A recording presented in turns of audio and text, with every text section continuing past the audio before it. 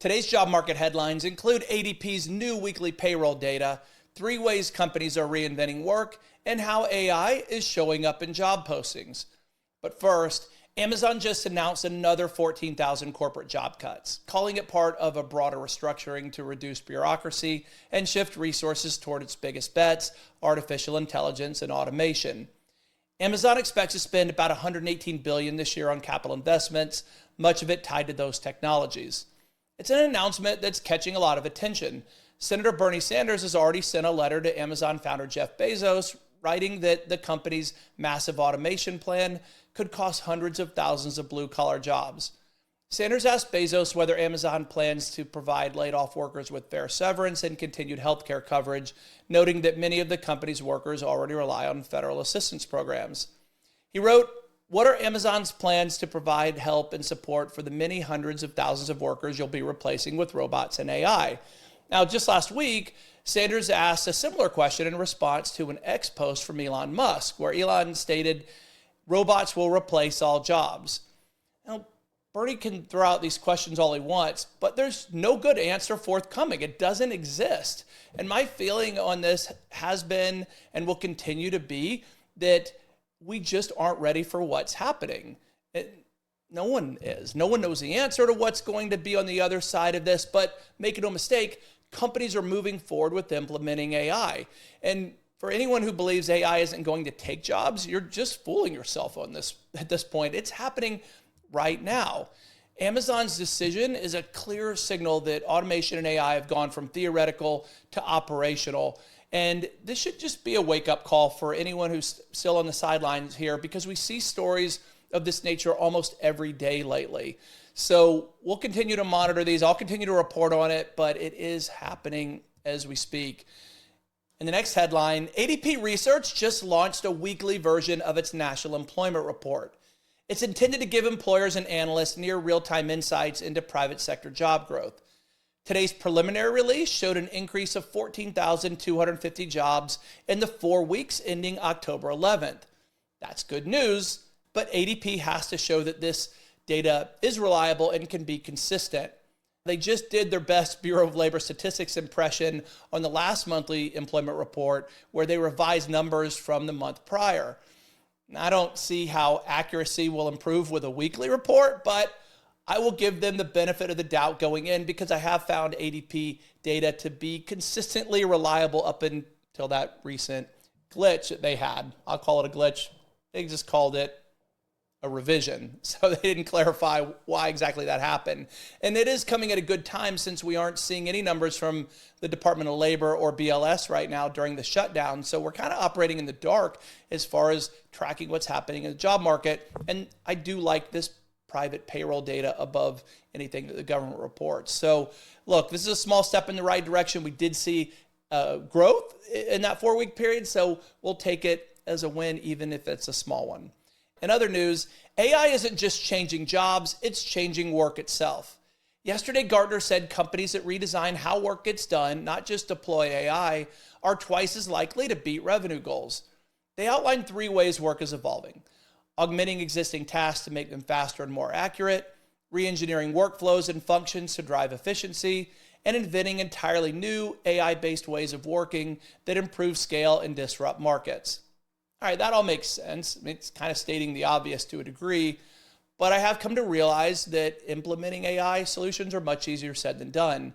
And so the challenge for leaders is to help employees and their organizations as a whole use AI effectively, not just adopt it. And speaking of adoption, Gartner predicts that by 2028, 15% of daily work decisions will be made autonomously by agentic AI. I believe that's an incredibly low forecast. And what's even more surprising to me is their estimation that less than 1% of US jobs will be lost to AI through 2028. And when I see numbers like that, I think they're either delusional for reporting that or deliberately misleading us. 1%, that's happening now, this year in 2025. And coincidentally, next week will mark 2 years since ChatGPT was first published, was first introduced. That didn't exist 3 years ago as of right now. And so it's impossible for me to fathom the developments that we will see over the next 3 years. We have all of 26, 27, and all of 28, and we're only going to see 1% of U.S. jobs displaced by AI. I'm not buying that at all. That seems, again, almost irresponsible to report. So when you hear statements like that, please don't take that as gospel and assume that this disruption by AI is not going to be as significant as I believe it is. I say it every time it comes up. I hope I'm wrong, but I believe this is going to be the most significant thing to happen in our lifetime, and it's going to happen a lot faster than many sources, including Gartner, are reporting. And in the final headline today, everyone is saying AI, but many companies can't explain what they mean by it. A new hiring lab report from Indeed looked at hundreds of thousands of job postings that referenced AI and found that while mentions are rising fast, 1 in 4 postings gives little or no context about how AI will actually be used. I'm not shocked to see that. I mean, since many companies are making up their AI strategies as they go right now, and they're changing constantly. We know that that's happening. But in AI-related job posts, the most commonly used phrase is, no surprise, AI, followed by artificial intelligence, generative AI, Gen AI, and deep learning. Now, Indeed created 5 categories to try to apply context to the use of these phrases. And they are core AI development and use, which accounted for 52% of the use of AI in job postings. AI recruiting tools come in second at 13.6%. So it's very clear that a lot of companies right now are interested in using AI in their recruiting.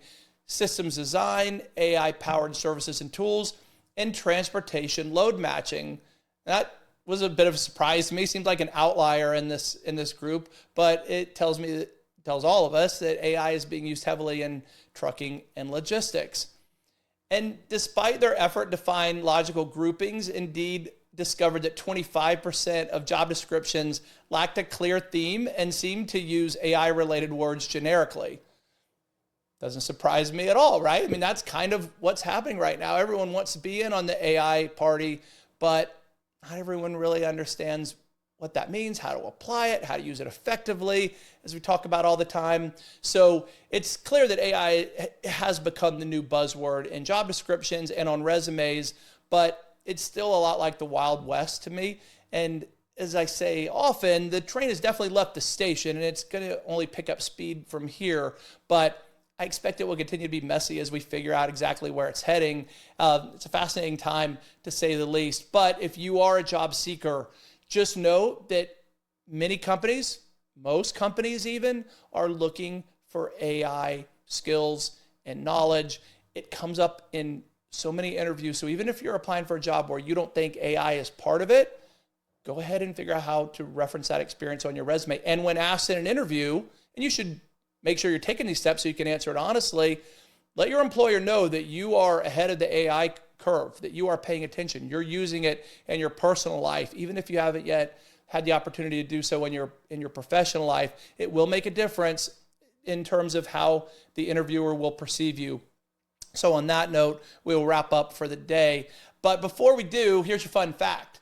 Many companies are now hiring chief happiness officers. Yes, that's a real title. They're doing it to improve employee morale, well-being, and engagement. I think that's a luxury to have personally. Yes, we know that happy employees stay longer, they perform better, but do we really need a chief happiness officer? Maybe we do. I'm old school. So if you want a chief happiness officer, if that makes you happy and you can afford it, by all means, have one in place. So thank you for listening today. I appreciate it as always. Please like and subscribe, share with anyone you think might be interested, and I appreciate your feedback. So talk to you tomorrow.